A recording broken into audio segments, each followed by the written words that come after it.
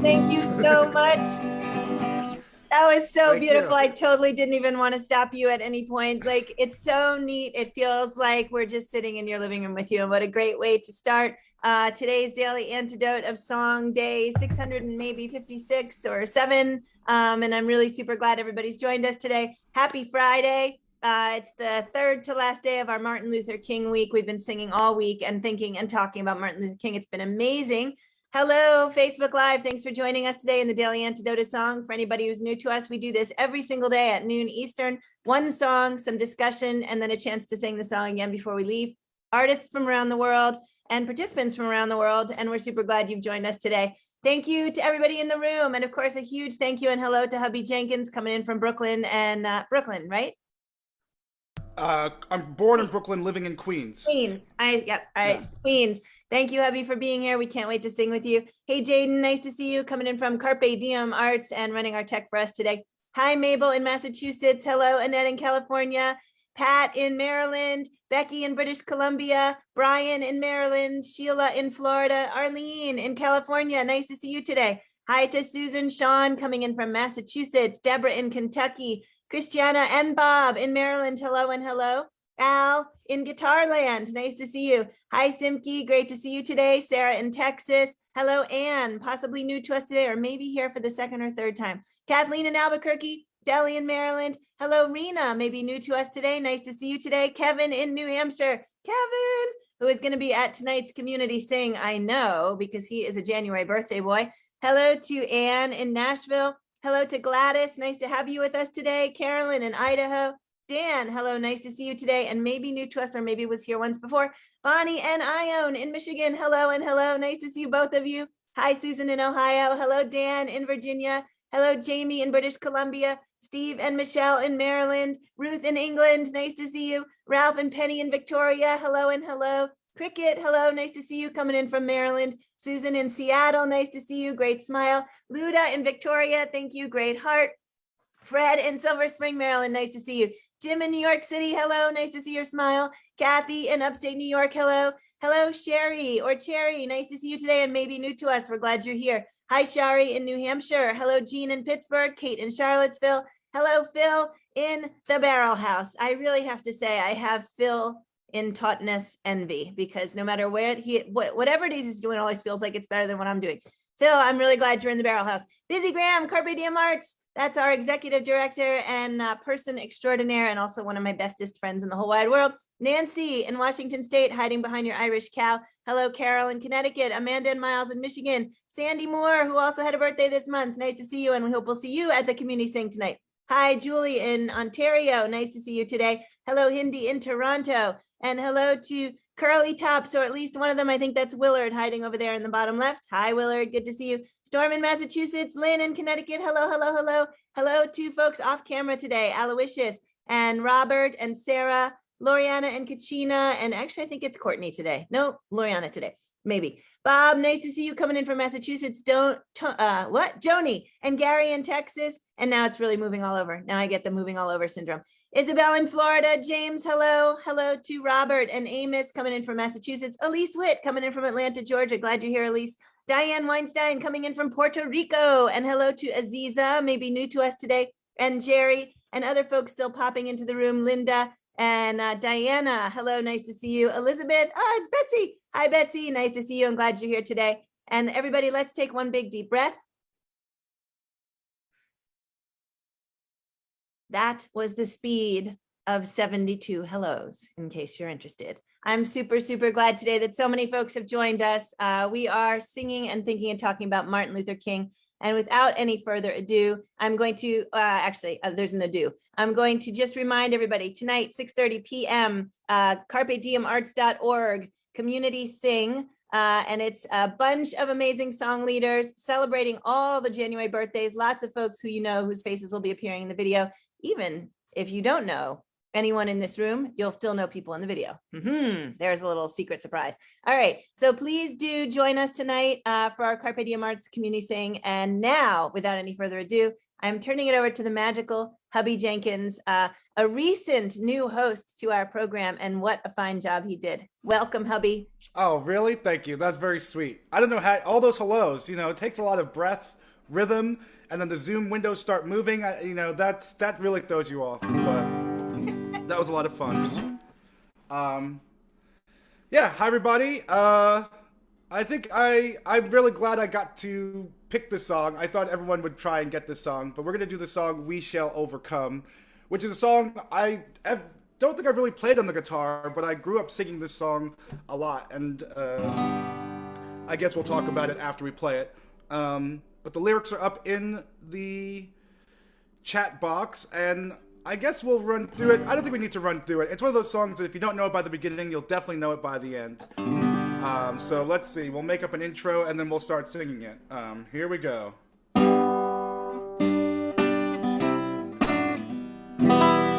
Oh, no, let's do it a different way.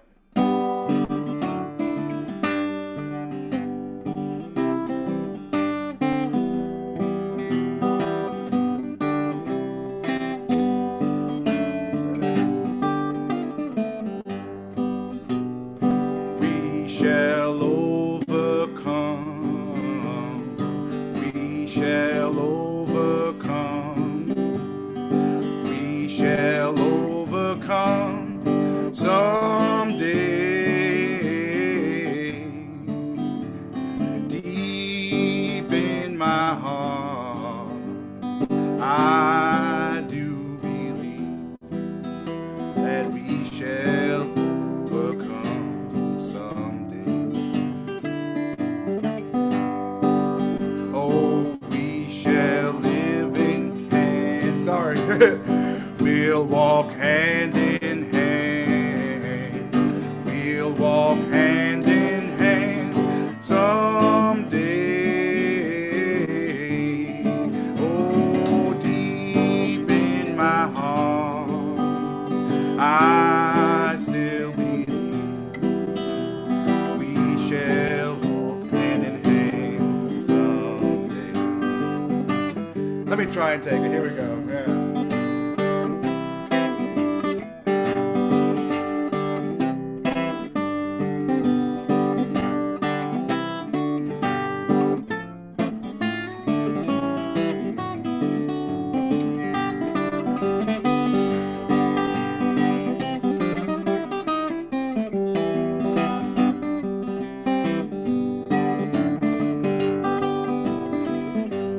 Live in peace, we shall live in peace. We shall live in peace.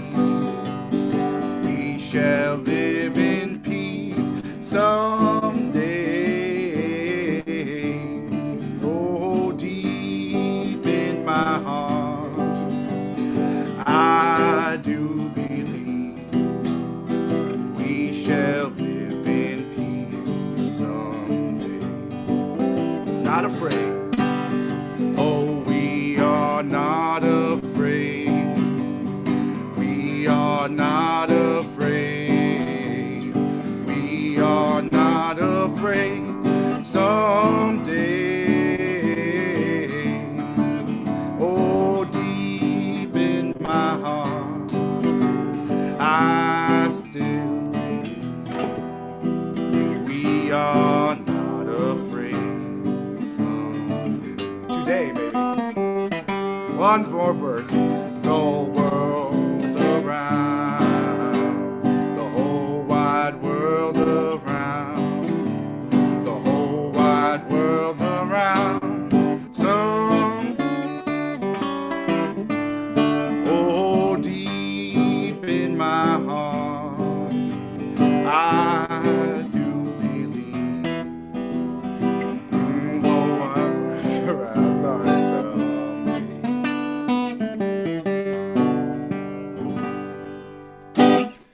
oh, my bad. I had all kinds of thoughts and feels at the end of that song. But yeah. So that was so from the heart. I absolutely loved it. And the notion that you got so into it that you weren't thinking about the words anymore is beautiful. And also the way that you were choosing your lead in, should I start it like this or should I start it like that? You know, it's kind of like being in a Hubby Jenkins workshop, or once again, like being able to hide under the table in your little office there and just hear how you do when we're not all there watching, which I love. So thank you for doing that with us. You gave me the idea. I said, should I just make improvise something? And you said, yes, please. So I did say that. Yeah. Everybody wasn't here to get to see that, but that was the conversation right before we opened the doors was, should I improvise? And I said, yeah, please, or absolutely, or of course, or whatever. Yes, thank you so much, Hubby. That was absolutely great. And let's see. So you and I were chatting about Martin Luther King before we opened the doors, and I'd love to just get you sort of started on where you started, which was in your nursery school or kindergarten. Can you talk about that a bit?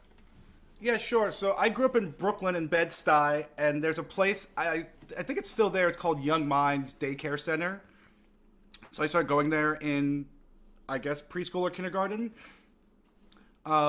And it was a big focus of it was, you know, Black education, Black history. So we didn't do like the Pledge of Allegiance. We didn't sing the national anthem, but we sang the Black national anthem.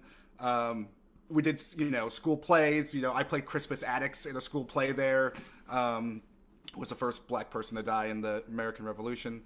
I also was actually the first Black person, also the first person, period. I also, we were on a step team there. I don't know. We just did a lot of Black stuff at this place. You know, it was the 80s into the 90s, so that's what was going on.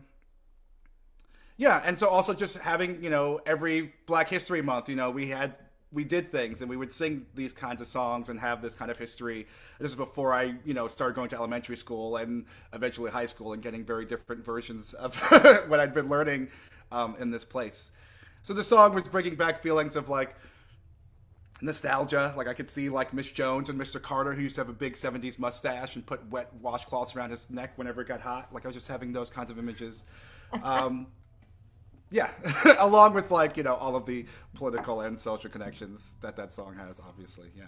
That's really beautiful. So I'm going to actually call up Reggie Harris to the stage here because it looks like Reggie is here. And I had actually texted Reggie to say, do you want to come on in and chat with Hubby about Martin Luther King? Because I think one of the things that I'm learning is maybe my versions or visions of Martin Luther King are completely different as a white person. And so I thought you guys would maybe have ways of talking about it. So Hubby, I think what you said to me, and maybe you actually just said that and I lost your thread because I was actually hunting for Reggie in the pile of people here. Did you say that you learned the Black National Anthem before you learned the National Anthem? I think that was what you told me. 100% did. Yeah, and I'm not even like 100%. The national anthem is like what they sing at baseball games, right? Yeah. So like, yeah, I mean, my mom, one of my moms, my Puerto Rican mom is a big baseball Yankees fan ever since she saw Reggie Jackson. So I grew up going to baseball games a lot. And we would sit, we just never stood during the national anthem. But I came from a special house, like Black preschool. I had little G.I. Joes when I was a kid, but my mom told me they were Sandinistas. So like when I went to school, I was like, hey, you guys want to play my Sandinistas? Like, what the hell are you talking about, you know? So I grew up in a different kind of house, for sure. A little side note, just to take it aside, but it got me in real trouble when I joined the jazz band in high school, where we had Mr. Fisher, who was the cool teacher. He wore leather jackets. I was like, hell yeah, Mr. Fisher's gonna be cool. And the first day of jazz band, they like played the Pledge of Allegiance and the national anthem over the intercom, and I was just like tuning up and stuff, and he lost his mind, like freaked out on me, and I was like, all right, I'm not playing, I can't do this. And that's when I started playing cello and switched to classical music for the rest of high school. But yeah. Wow. Good to see you too, man. I'm so glad Hey, you're good here. to see you. Yeah, So, Reggie Hubby, Jackson. No, wait, it's Reggie Harris, not Reggie Jackson. Love it. How are you? Good to see you. I'm doing all right, and it's good to see you. Hubby and I have been circling each other. And it's good to see you, my brother. We had a very different childhood, let me tell you. I grew up in Philadelphia, and of course in the 1950s and early 60s, and we were standing and saying the Pledge of Allegiance and singing the national anthem every opportunity. But in my church, we were singing "Lift Every Voice and Sing." and in my community. So it was always kind of a real duality of focus. And some years ago, I was performing at a school in Texas, and I was there, and I was going to do Lift Every Voice and Sing as part of my program, but they did the Pledge of Allegiance, and then they did a Pledge of Allegiance to Texas. Oh my. And I thought, oh my, we are in a different land. And I was there, of course, to talk about Dr. Martin Luther King Jr. and the Civil Rights Movement. A very, very different orientation. I want to ask you a question because I've had experiences. I know we're getting a little bit off topic now, but I've had experiences of performing in those places and people getting very mad at my performances or at my show. And one thing that's coming to mind is we played a festival in like near Augusta, Georgia, right? Which is near where James Brown's from. And we did a version of Parchment Farm, which is the Mississippi State Penitentiary, a song by Bucka White. Yeah. And when I played the song, I would use it to talk about the prison system, and like, here are the roots of this thing. This is like the first one, like prison system, like, is unduly affects black communities and Latin communities, blah, blah, blah. And someone in the crowd yelled out, "It's hard for white people too." And I was just like, that's not what we're talking. I just said something and then like, band, let's play loud like Bob Dylan or whatever. And we did it. And after the show, people were like, "Oh, I heard you cursed out an old white lady. The people at the beer tent said you shouldn't come around here. People walked past me saying you better not sleep in town tonight." And then they started doing like, they had these people come on stage with like guns and do army flipping. And then they did the Pledge of Allegiance or the national anthem. And I'm sitting because I never grew up with this crap. And people are like giving me the finger while holding their hands on the heart and like stuff like that. So have you ever had any kind of wild experiences like this? Come up to me after shows and try to advocate for some. Where'd my camera go? I lost my camera. Can you hear me? We can hear you, yeah. Okay, I'll keep talking until I figure out what this camera's doing. It's funny. I have spent 40 years doing this. And over the course of time, I guess one of the hallmarks of what I do is sort of show audience prep, sort of, and I guess I learned a lot of this from my elders, Bernice Johnson Reagan, but also Pete Seeger, of just creating an atmosphere before I drop a bomb. And you can't always, because in the climate that we are now, things are remarkably charged, and I've never had an audience to go to that point, although I've heard other performers talk about that. But generally, the shows that I do, I'm getting them singing, I'm sort of bringing them in, and then slowly but surely I'm introducing fact, which is all you did. You did a song that's out of the historical context. But I've had people write in, either before or after a show saying, "You're just trying to make us feel guilty about, our ancestors," things like that. Yeah. And I guess to bring it back to Martin Luther King, you said you grew up in the 60s and 50s. Yeah. And I didn't see a lot of the 60s. I actually missed the 60s completely. So I guess I could give what I would say my impressions of Martin Luther King, like, through the ages, and like as a child, it was just like Martin Luther King is just this figure in my life, like I just grew up seeing Martin Luther King and Malcolm X and Ida B. Wells and Madison C.J. Walker and like seeing all these people every year, February, they were just in my life, and then when I got to high school, I just starting to learn the connecting him to Gandhi and all that kind of stuff and seeing the power of that, the power of love and peace. And then by the time I get to high school, I've experienced like racism in my own right. I've been called the N-word in my own right by the time I get to high school and have all these things. And then I read Malcolm X's autobiography for the first time. And it's the first time I'm kind of like, you know what? Fuck Martin Luther King Jr. Like, I don't care. Like Malcolm X is where it's at. And I buy into Malcolm's thing that he talks about in the book. Yeah. Of looking at Martin Luther King Jr. as being kind of a patsy and kind of being a pacifier of people as opposed to being a pacifist. And and it's something obviously now I see that Malcolm didn't really fully understand at the time of writing this book. But and then I get to the point where I start to learn the things you don't learn about him, learning about the socialist qualities, the other political parts of him, and then also learning the importance of having a strong Black figure being able to stand in front of white people and validate the experience. Yeah. And validate what's actually happening. And so that's been kind of I think, in a nutshell, my whirlwind journey with Martin Luther King Jr. Well, that's really funny, but that's the journey that Malcolm X took, because he was in total opposition to what King was doing. He was not very kind to King at all, and Malcolm was providing a really strong image that needed to be shown in America. And then as their lives converged at the end, Malcolm comes back from Mecca and says, we need more light about each other. Light brings understanding, and goes to meet with Coretta and says, we really ought to be working, Malcolm and I, on the same frame. So he was having the evolution too. I think that we have, as a country, created that whole icon of Martin Luther King Jr., that he was this pacifist. He was dealing in some really heavy duty negotiation with America in ways that I think only could have been in that time. And we don't see all the stuff, all the strategizing behind the scenes.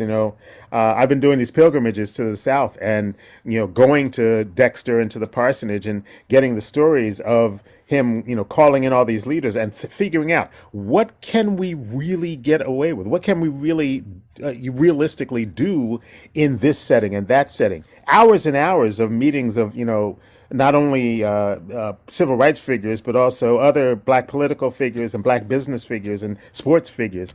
The man was a heavy dude. But we get this "I have a dream" thing going, and only see this man that we think was all about can't we all just get along? That had nothing to do with who he was. No.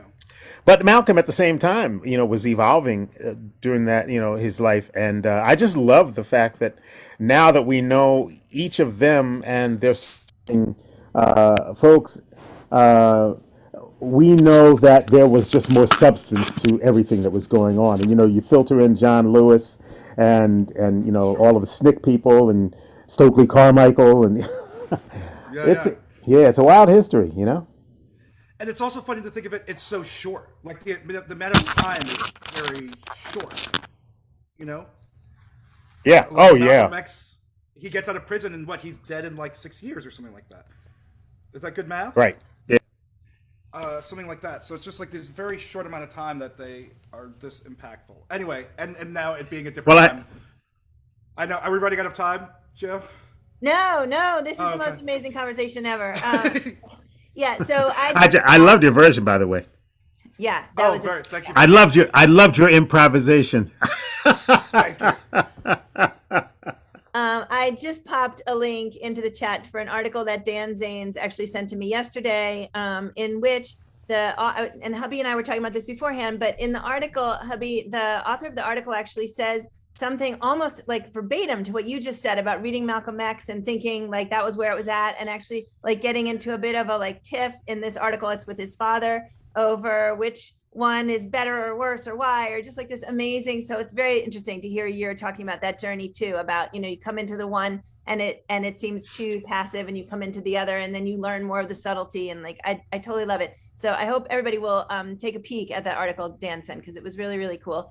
And then it actually, Hubby and I were talking about this for a second before we opened. In the article, the author also says that he thinks that Martin Luther's biggest accomplishment was actually teaching Black people to instead of either fighting back or running away, to take it and then to get back up again. And I thought that was totally interesting, because that wasn't the way I had Martin Luther King framed in my head. And I was wondering how either of you respond to that. That was my first thought too. That was my very first thought was,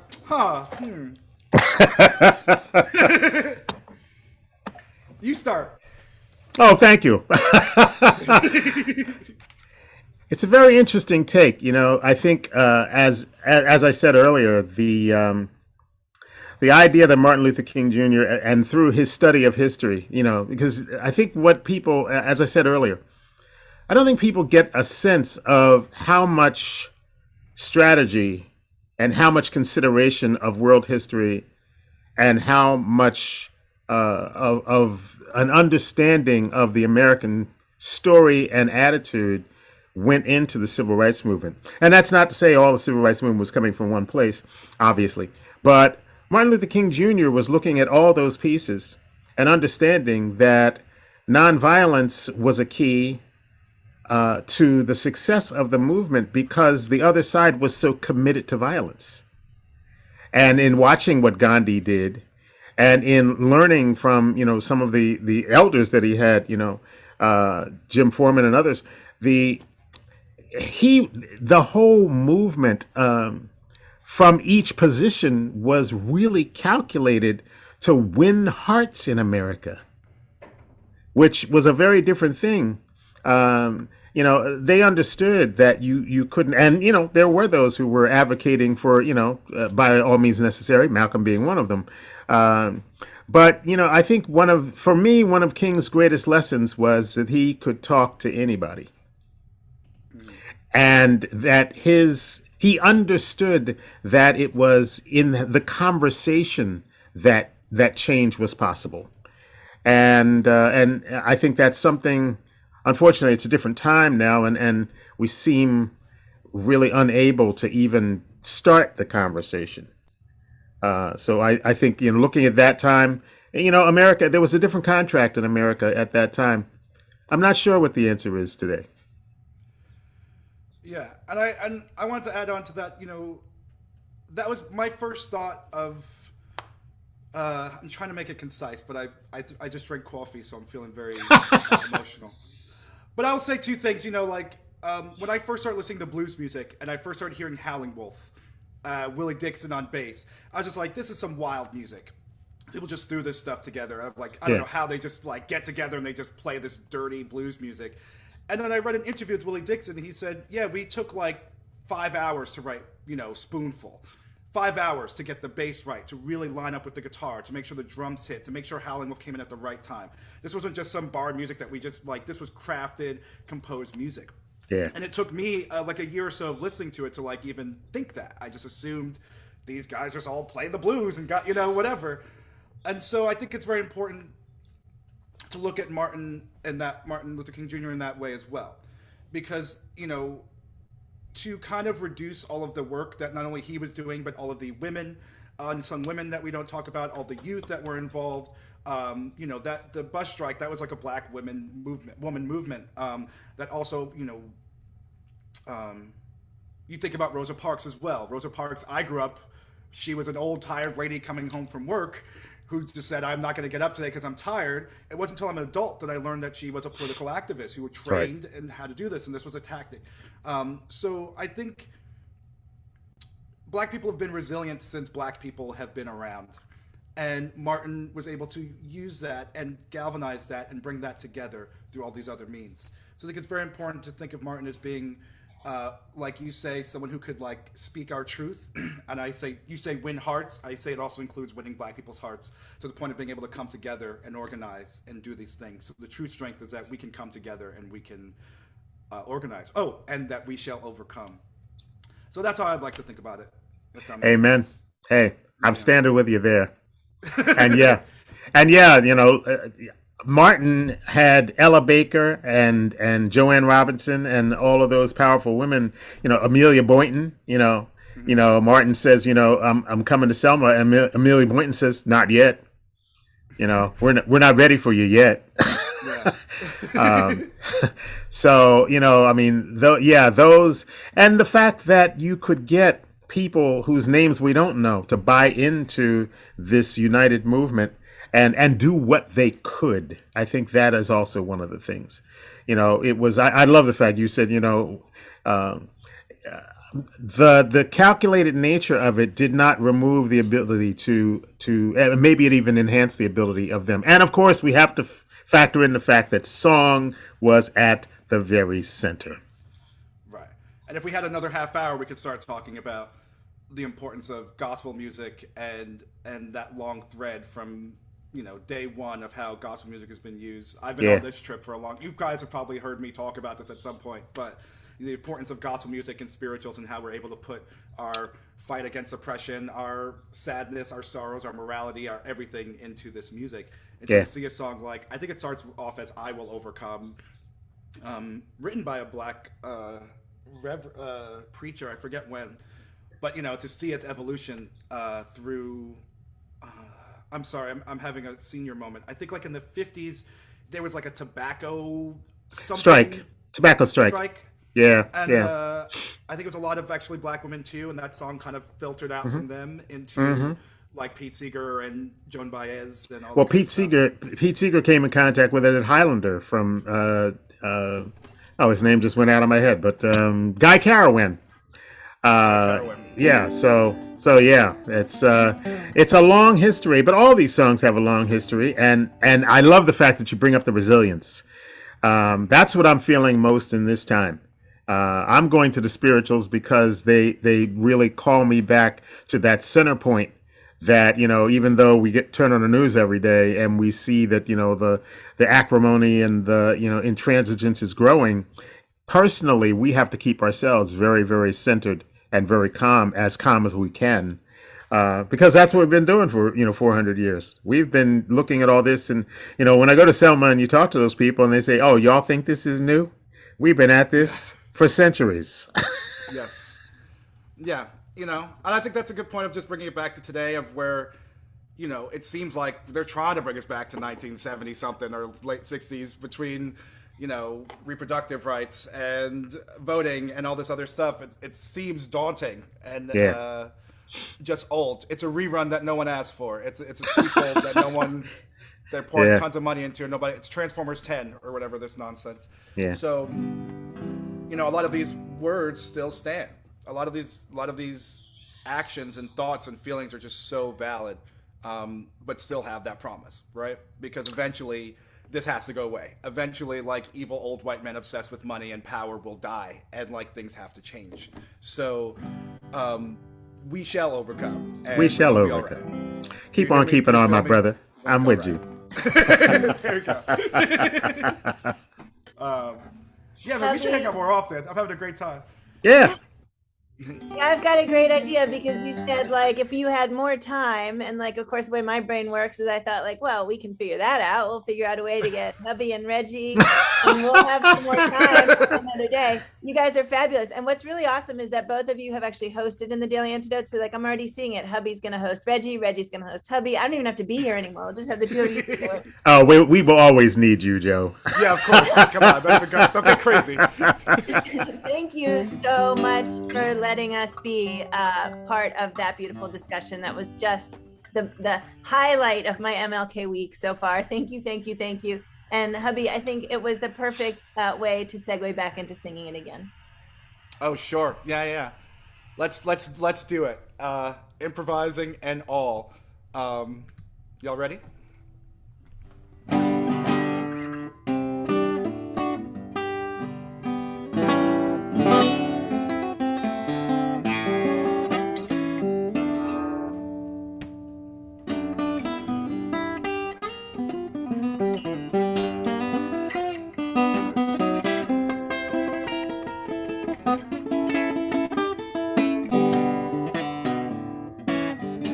Okay, I'm making up my own chords now.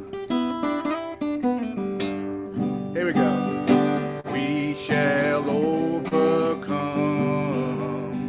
We shall overcome. We shall overcome someday. Oh, deep in my heart, I do believe we shall overcome.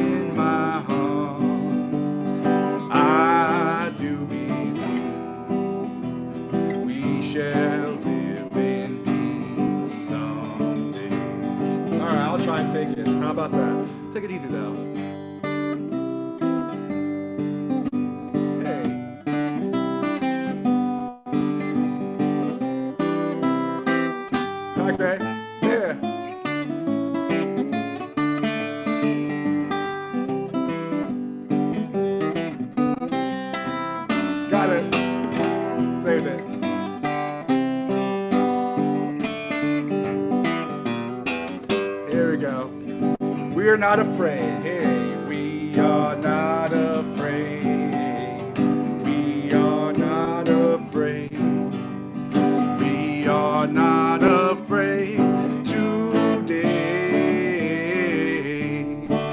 Oh, deep in my heart, I do believe we are not afraid today.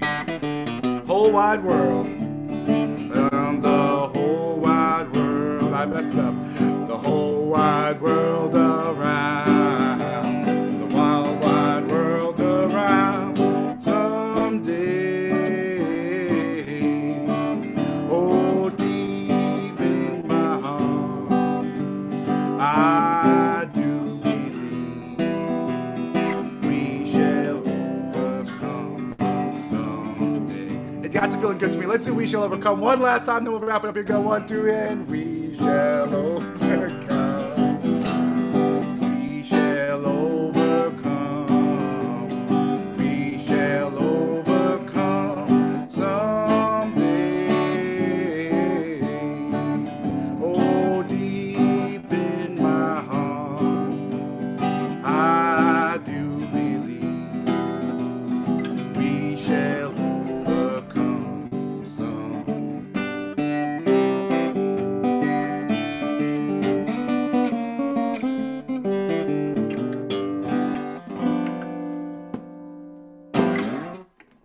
Woo! Hubby Jenkins's guitar and hubby. Thank you so much, Hubby. That was remarkable. Thank you so much, Reggie, for jumping in today. Yeah. Reggie Harris, Hubby Jenkins, let's give it up for all of them. Thank you so much, all of them, both of them. And thanks to everybody in the room for joining us today. Thanks to everybody out there on Facebook Live. I am actually gonna hand it over to the amazing tech crew, Jaden, who is gonna take her very first crack at saying the goodbyes. And I want to thank everybody for being here. Just a quick note for new people, you can stay in the room. I will stick around and chat with you today. And for regular people, you can also stick around too. We're going to take 15 minutes. So anybody who feels like staying and chatting, stick around. Thanks again. And Jaden, I'm turning it over to you if you're still feeling brave. I'm feeling just brave enough. So thank you, Joe, for being here and doing everything. Thank you, Hubby Jenkins, for being here, sharing your song and your wisdom with us. I see Bob and Mabel and the Honey Bears. Thanks for being here. Bye, Annette in California.